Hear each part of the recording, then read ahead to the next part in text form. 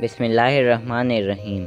अस्सलामुअलैकुम प्यारे दोस्तों, आज हम आपको मूसा अलैहिस्सलाम का मिस्र से निकल जाने का वाक़या बताने लगे हैं। मूसा अलैहिस्सलाम मिस्र से निकलने के बाद मदीन पहुँचे, जैसा कि सूरत अल-कसस की आयत नंबर 23 से 29 में बयान किया गया है। मदीन के पानी पर मूसा अलैहिस्सलाम पहुँचे तो देखा कि लोगों की एक जमात वहाँ पानी पिला रही है।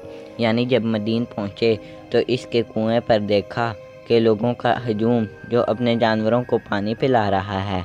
मदीन कबीले का नाम था जो इब्राहीम की नस्ल से था, जबकि मूसा अलैहिस्सलाम याकूब की नस्ल से थे और याकूब अलैहिस्सलाम इब्राहीम अलैहिस्सलाम के पोते थे। यूँ अहले मदीन और मूसा अलैहिस्सलाम के दरमियान नस्ली ताल्लुक़ भी था।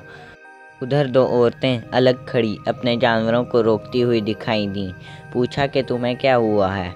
वो बोलीं, जब तक ये चरवाहे वापस न लौट जाएं, हम पानी नहीं पिलाती और हमारे वालिद बूढ़े हैं। बस आप अलैहिस्सलाम ने खुद इन जानवरों को पानी पिला दिया। फिर साए की तरफ हट आए और कहने लगे, ऐ परवरदिगार, तू जो कुछ भलाई मेरी तरफ उतारे मैं इसका मुहताज हूँ। हज़रत मूसा अलैहिस्सलाम इतना लंबा सफ़र करके मिस्र से मदीन पहुँचे थे। खाने के लिए कुछ नहीं था, जबकि सफ़र की थकान और भूख से निढाल थे। चुनाचे जानवरों को पानी पिलाकर एक दरख्त के साए में बैठकर दुआ करने लगे। अल्लाह ने मूसा अलैहिस्सलाम की दुआ कबूल फरमा ली। इतने में दोनों औरतों में से एक मूसा अलैहिस्सलाम की तरफ शर्म व हया से चलती हुई आई। कहने लगी कि मेरे बाप आपको बुला रहे हैं ताकि आपने हमारे जानवरों को जो पानी पिलाया है उसकी उजरत दें। जब हज़रत मूसा अलैहिस्सलाम इनके पास पहुँचे और इनसे अपना सारा हाल बयान किया तो वो कहने लगे, अब ना डर, तूने जालिम कौम से निजात पाई। यानी मिस्र में गुज़रे हुए वाक़यात और फ़िरौन के जुल्म सितम की तफसील सुनाई, जिस पर इन्होंने कहा कि ये इलाका फ़िरौन की हदूद हुक्मरानी से बाहर है, इसलिए डरने की ज़रूरत नहीं, तुम्हें अल्लाह ताला ने ज़ालिमों से निजात अता फरमा दी है। इन दोनों में से एक ने कहा, अब्बा जी आप इन्हें मज़दूरी पर रख लें, क्योंकि जिन्हें आप उजरत पर रखें इनमें से बेहतर वो है जो मजबूत और अमानतदार हो। बाप ने बच्चियों से पूछा कि तुम्हें किस तरह मालूम है कि ये ताकतवर भी है और अमानतदार भी है?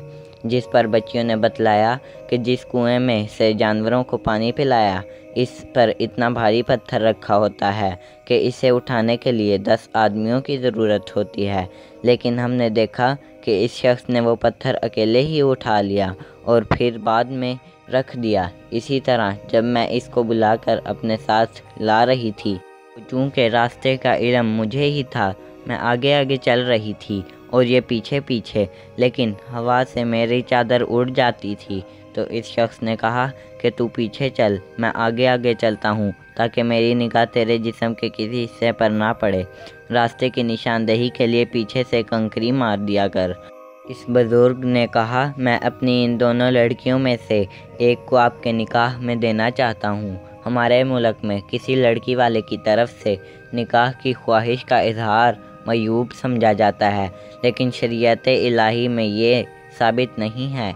अच्छी सिफ़ात का हामिल लड़का अगर मिल जाए तो इससे या इसके घर वालों से अपनी लड़की के लिए रिश्ते की बाबत बात करना बुरा नहीं बल्कि पसंदीदा है। रसूल सल्लल्लाहु अलैहि वसल्लम और सहाबा किराम में भी यही तरीका था। इस हक महर पर कि आप 8 साल तक मेरा काम काज करें। हाँ, अगर आप 10 साल पूरे करें तो ये आपकी तरफ से बतौर एहसन है। मैं ये हरगिज़ नहीं चाहता कि आपको किसी मुशक्क़त में डालूं। अल्लाह को मंजूर है तो आगे चलकर आप मुझे भला आदमी पाएंगे। यानी मज़ीद 2 साल की खिदमत में मुशक्क़त और एज़ा महसूस करें तो 8 साल के बाद जाने की इजाज़त होगी, और ना मैं आपसे झगड़ा करूँगा, ना अजियत पहुँचाऊँगा और ना सख्ती से काम लूँगा। मूसा अलैहिस्सलाम ने कहा, खैर तो ये बात मेरे और आपके दरमियान तय हो गई। मैं इन दोनों मुद्दतों में से जिसे पूरा करूँ मुझ पर कोई ज़्यादती ना हो। यानी 8 साल के बाद या 10 साल के बाद जाना चाहूँ तो मुझसे मज़ीद रहने का मुतालबा ना किया जाए। हम ये जो कुछ कह रहे हैं इस पर अल्लाह कारसाज है। जब हज़रत मूसा अलैहिस्सलाम ने मुद्दत पूरी कर ली और अपने घर वालों को लेकर चले तो कोहे तूर की तरफ आग देखी। अपनी बीवी से कहने लगे, ठहरो, میں نے آگ دیکھی ہے، بہت ممکن ہے کہ میں وہاں سے کوئی خبر لاؤں یا آگ کا کوئی انگارہ لاؤں تاکہ تم سینک لو۔ ارے دوستو، اس واقعے کا بقیہ حصہ ہم آپ کو اگلی ویڈیو میں بتائیں گے۔ مزید ویڈیوز کے لیے چینل کو سبسکرائب کریں اور بیل آئیکن کو بھی پریس کریں۔